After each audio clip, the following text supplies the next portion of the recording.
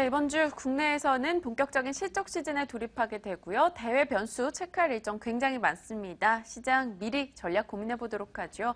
오늘 김종효 연구위원과 머니스터디 오현진 팀장과 함께합니다. 어서 오세요. 네, 안녕하세요. 네, 일단 지난주 주 후반 가장 큰 화두는 스위스의 최저 환율제 폐지가 아니었을 것 같습니다. 일단 그 영향으로 인해서 환율의 급변동이 나타났고요. 시장도 역시 출렁이는 양상이었죠. 유난히도 대형주 수출주 부진이 눈에 띄었는데요. 어떻게 봐야 될까요? 앞으로 좀 수출주 영향 있으리라고 보십니까? 단기적인 이벤트라고 생각을 하고 있습니다. 네. 그래서 우려감이 너무 크게 지속되지는 않을 것이다라고 판단을 하고 있는데 네. 일단 기본적으로 유로와 프랑을 1대 1.2로 조정했었던 고정 환율제를 폐지하기로 했었죠. 이유는 뭐 유로화가 너무 과도하게 약세로 가니까 이 부분을 스위스 중앙은행에서 감당하기가 조금 어려웠다. 그래서 유로존의 국채가 너무 비중이 늘어나는 것 자체도 분명히 부담이었다라고 판단을 했고 이번에 고정 환율제가 폐기가 되면서 스위스 프랑가 단기간에 좀 급증하는 모습이 나타났고요. 그러면서 글로벌 외환 시장의 불확실성이 굉장히 커졌고 순간적으로 이제 안전자산 선호 심리가 확대되면서 위험 자산에 대해서는 회피 심리가 좀 발동했다라고 판단을 하고 있습니다. 그래서 그런 관점에서는 역시 국내 증시도 자유로울 수 없었죠. 과거에도 위험 자산 회피 심리가 발동을 하게 됐을 때는 외국인이 국내 시장에서 아주 빠르게 빠져나갔었던 선례가 있거든요. 그래서 그런 경험에 비추어서 역시 이번에도 환율 변동성이 확대될 것이 우려되자 외국인이 국내 시장에서 빠르게 이탈하는 모습이었고 역시 코스피 지수에도 악재로 작용할 수밖에 없었다라고 봅니다.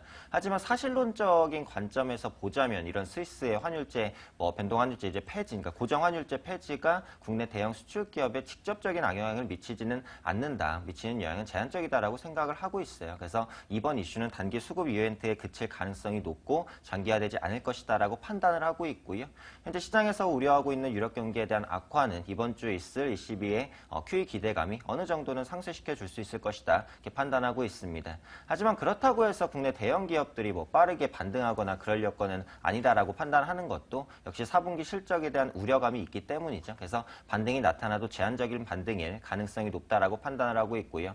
국내 대형 수출주들의 반등과 관련해서는 이번 주 22일에 예정된 현대차의 4분기 잠정 실적 발표가 굉장히 중요한 이벤트다라고 생각을 하고 있습니다.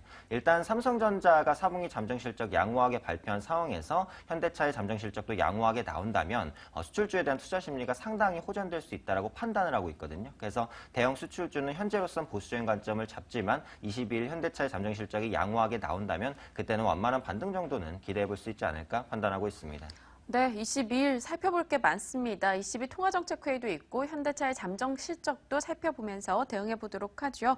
자, 일단 수많은 펀드 매니저들이 외국인들이 국내 시장의 매력을 느낄 이유가 낮아지고 있다라고 언급을 하고 있습니다. 김 의원님, 외국인의 매도 압박 그럼 좀 더 가속화되리라고 보십니까? 아마 22일 전까지는 조금 줄지 않을까요? 왜냐하면 외국인도 이와 관련된 이슈를 지켜보고 다시 결정할 가능성이 높기 때문에 네. 일시적으로는 조금 브레이크가 걸릴 가능성이 높다라고 보고 있습니다. 다만 기본적인 방향성이 바뀌느냐는 이슈를 보고 결정하겠죠. 기본적으로 한국의 매력도가 떨어져 있는 것은 분명히 사실이니까. 그래서 철저하게 지금 국내 분석가들 우리 시장 저평가되었다, 사야 된다 이런 얘기를 집중하기보다는 철저하게 외국인들 시각에서 외국인들이 우리 시장에 대한 메리트를 가질 만한 요인이 무엇인지 이쪽에 좀 더 포커스를 맞춰봐야 될 것 같고요. 그렇게 본다면 지금 한국보다는 상대적으로 내수가 강한 국가들의 선호도가 여전히 올라가고 있다는 점. 그래서 내수 국가들보다 대외 수출 비중이 높은 한국에 대한 선호도가 높아질 수 있는 요인이 무엇인지 거기에 집중하시는 게 좀 더 유리하지 않을까라고 보고 있습니다. 네, 알겠습니다. 이제 종목 이야기로 조금 들어가 볼게요. 유가 하락이 계속해서 이어지면서 일단 지난 금요일에는 대우 인터내셔널과 같은 이 자원개발 종목들의 타격이 좀 있었습니다. 네네. 대우 인터 같은 경우는 유가 하락에 따라서 미얀마 가스전의 가치가 낮아진다라는 지적이 나왔는데요. 어떻게 보십니까?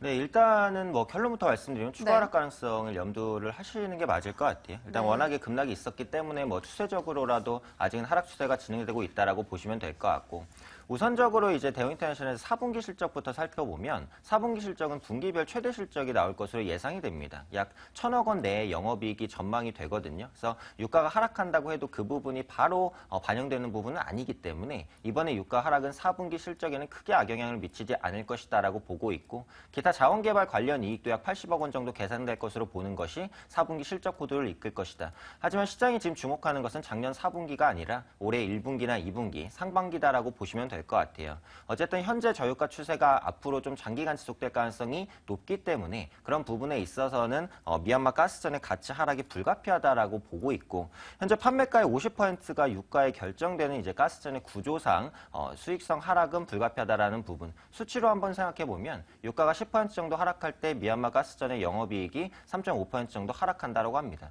그러니까 앞으로 생각해 보자면 실적 둔화는 분명하다라고 보시는 게 맞을 것 같아요. 시장의 이 주가라는 것이 결국은 미래 가치를 반영한다라는 측면에서 생각해 봤을 때는, 그렇다면 수익성에 대한 불안감이 남아있는 현 시점에서 추가 하락 가능성이 높다라고 생각을 하고 있고요. 대우 인터내셔널이 반등을 시도하는 시기는 현재 유가 변동성이 좀 완화되는 구간, 그때 돼서야 이제 영업이익 추정치가 제대로 나올 수 있게 될 테니까 그 시점에서는 좀 반등을 한번 시도하지 않을까 판단하고 있습니다. 네, 유가가 조금 안정화되는 시점이 반등의 신호다라고 이야기를 해주셨고요. 김 의원님께도 좀 여쭤볼게요. 최근 들어서 상사주들의 흐름 부진합니다. 특히나 대우인터 같은 경우는 좀 영향을 크게 받고 있는데요. 앞으로 흐름 어떨지 앞에 의견과 좀 동일하십니까? 네, 큰 기조에서 뭐 다를 게 없는데요. 네. 근데 문제는 뭐냐면 바닥을 어디서 잡을 거냐라고 하는 것과 이들 종목의 실적이 좋아지는, 그러니까 황혼에서 새벽으로 넘어가는 그 여명의 시간이 과연 언제쯤 나타날 것인지에 대해서 원래 시장은 작년 3분기 정도 예상했다가 이게 점점 지연되면서 앞으로 언제인지 모르겠다로 지금 가고 있는 거거든요. 네. 그러면서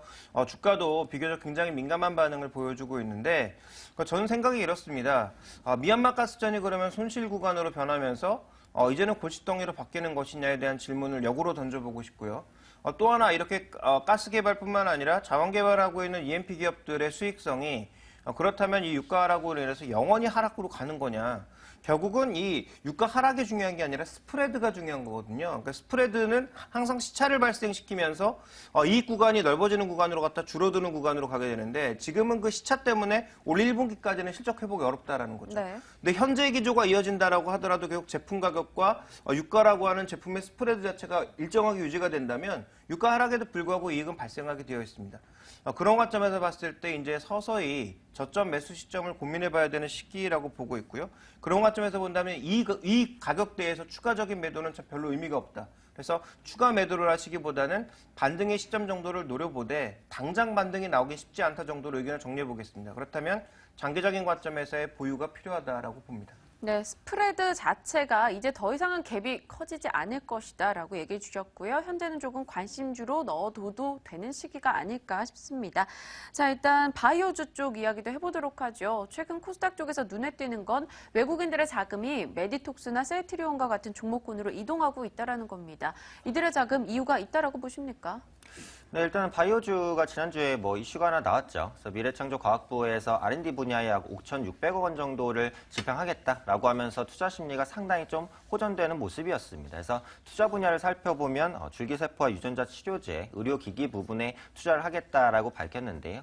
사실 이렇게 정부가 투자한다고 해서 어느 기업이 구체적으로 어느 정도의 수혜를 입을지 현재 시점에서는 생각하기 어렵습니다. 그렇다면 정부 투자에 대한 부분에 너무 포커스를 맞추기보다는 현 시점에서 바이오주 섹터 자체가 투자 메리트가 있는지를 판단해 보는 게 필요할 것 같은데, 결론부터 말씀드리면 저는 현재 바이오 섹터 좀 관심권에 둘 필요가 있다라고 판단을 하고 있는데, 국내 시장에서 이제 고령화 추세가 좀 진행되고 있는 모습들이죠. 그리고 질병이 이제 치료에서 예방 목적으로 진행이 되고 있다라는 부분, 헬스케어 제품들 계속해서 많아지고 가정용 진단기기들 시장도 확대되고 있다는 부분 생각해 보면 충분히 고성장이 가능한 섹터군이다. 다만 바이오주라는 게 워낙에 이 실적에 대한 부분에 어떻게 보면 기대감에 의해서만 너무 변동되는 부분이 있기 때문에 일단 기대감뿐만이 아닌 실현 가능성이나 상황 여부도 확인할 필요가 있겠다라고 판단을 하고 있고요. 관심 종목으로는 셀트리온을 말씀드리도록 하겠습니다. 바이오시밀러 시장 확대에 따른 최대 수혜가 기대되는데 2012년에 램시마 출시 이후에 일단 유럽 시장에서의 판매가 양호한 것으로 이제 나타나고 있고, 일본에서 이달부터 판매가 시작되고요. 앞으로 미국 시장에 대한 확대 진출 가능성도 있기 때문에 이런 부분 생각해 봤을 때 바이오 시장, 특히 바이오시밀러 성장과 힘입어서 가장 크게 성장할 수 있는 종목군이 아닐까 판단하고 있습니다. 네, 알겠습니다. 바이오 쪽에서 셀트리온 언급까지 함께 주셨고요. 자, 오늘 장의 유망주까지 한번 들어보겠습니다. 오현진 팀장의 오늘 장 종목 어떤 걸까요? 네, 일단은 시장 자체에 있어서는 종합주가 지수는 하방형성을 가지면서 완만한 반등 정도는 시현할 것이다라고 이제 판단을 하고 있습니다. QE에 대한 기대감도 있기 때문에 그런 부분 염두에 두셔도 나쁘지 않을 것 같고요. 반면에 코스닥 지수 같은 경우에는 현재 580선까지 근처에 있는 모습, 과거 2년간 강한 매물대로 작용했던 가격이거든요. 그렇기 때문에 상방 돌파에는 조금 어려움이 있을 것이다. 중소형주 랠리는 조금 더 이어지겠지만 예전에 코스닥에서 10종목이 올랐다면 이제는 3-4 종목을 선별적으로 이제 돌아가면서 순환매로 좀 빠르게 올라갈 가능성이 높기 때문에 이전보다 종목 압축에 조금 더 신경을 쓰셔야 될 것 같고요. 관심 종목으로는 서원인텍을 말씀드리도록 하겠습니다. 휴대폰 부자재 매출에 따른 이 개선이 좀 기대되는 모습인데 올해 부자재 매출액이 작년 대비해서 대폭 증가할 것으로 보여지고 있고요. 또 최근에 슈피겐코리아의 주가가 굉장히 좋은데 휴대폰 액세서리 시장이 고성장하고 있습니다. 그에 따른 수혜를 받을 수 있는 종목군이 되지 않을까 싶어서 서원인텍을 말씀드리도록 하겠습니다. 네, 알겠습니다. 지난주 월요일 오현진 팀장의 이 유망주였던 현대모비스 같은 경우는 한 주간 수익률이 10% 정도 됩니다. 소원인텍도 그런 흐름 기대해 보면서 앞으로의 전략까지 믿어보도록 하죠. 자, 김종현 연구위원과 머니스터디 오현진 팀장과 함께했습니다. 고맙습니다. 네, 감사합니다.